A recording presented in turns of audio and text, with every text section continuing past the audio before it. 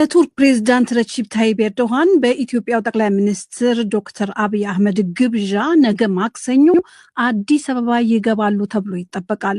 ቱርክ ቀጠናው ላይ ከሚፎካከሩ መካከለኛ ደረጃ አገራት አንዷ ነች ያሉ አንድ የቀጠናዊ ጉዳዮች ተንታኝ አገሪቱ የሱዳንን፣ የሶማሊያንና የኢትዮጵያን ፍላጎት የሚያሟላ ሁኔታ የመፍጠርና በኢትዮጵያና በኤርትራ መካከል የለየለት ጦርነት እንዳይጀመር የማድረግ ውጥን ያላት ይመስላል ብለዋል።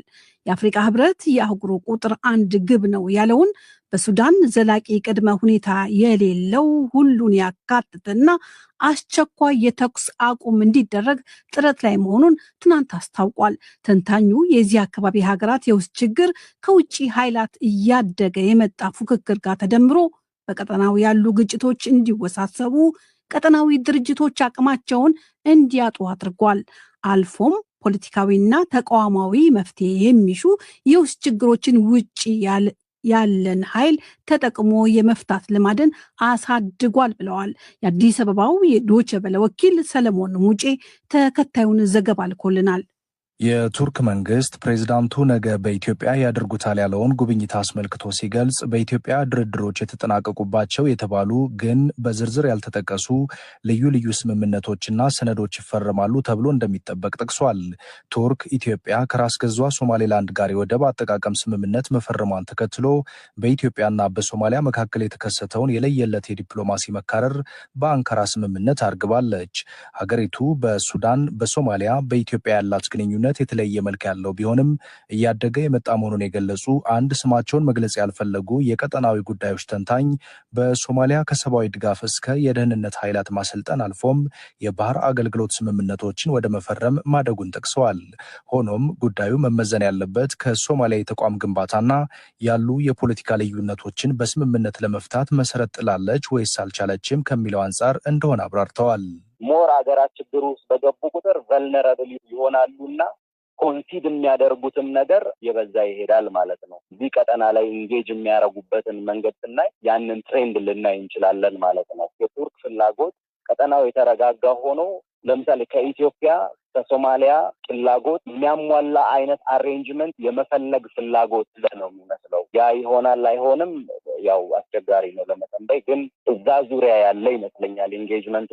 ከዛ በተጨማሪም ግን ከኢትዮጵያና ከኤርትራ ጋር ተያይዞ ያለው መካረር ያንንም ነገር ኤስካሌት አድርጎ ወደ ፉል ብሎውን ዋር እንዳይሄድ ያለም ሙከራ ስራም ይመስላል። የቱርኩ ፕሬዝዳንት ዛሬ በተባበሩት አረብ ኤሚሬቶች ሊያደርጉት ነበር የተባለው ጉብኝት መራዘሙ ተነግሯል። የአፍሪካ ህብረት የሰላምና ደህንነት ኮሚሽነር አምባሳደር ባንኮሌ አዶዬ ትናንት የህብረቱ 39ኛ የመሪዎች ጉባኤ ሲጠናቀቅ በሰጡት መግለጫ በሱዳን ላለው ግጭት ህብረቱ ያስቀመጠው ፍኖተ ካርታ በጣም ግልጽ ነው ሲሉ ተደምጠዋል።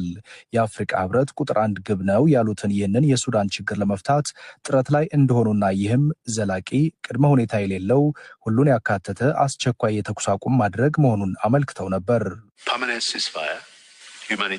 ዘላቂ የተኩስ አቁም፣ የሰብአዊ አቅርቦት፣ ዓለም አቀፍ ተነሳሽነቶችን ማስተባበር፣ ግጭቱ ወደ ሱዳን አጎራባች ሀገሮች አለመስፋፋቱንና በቀጠናው መረጋጋት ላይ ተጽዕኖ አለማሳደሩን ማረጋገጥና ከሁሉም በላይ በሲቪል ተዋናዮች መካከል ሁሉን አቀፍ የፖለቲካ ውይይት ናቸው።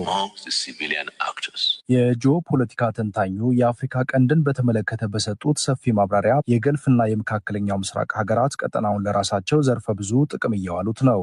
እንደሳቸው ገለጻ በአካባቢው የውጭ ሀገራት ፉክክር አዲስ ባይሆንም የተስተዋሉ ለውጦችና የተያዙበት መንገድ በየሀገራቱ ውስጥ ያሉ የስልጣን የሀብት ክፍፍል እንዲሁም ሌሎች የቆዩና ያልተፈቱ ያሏቸው ቅሬታዎችና ችግሮች ችግር አወሳስበዋል።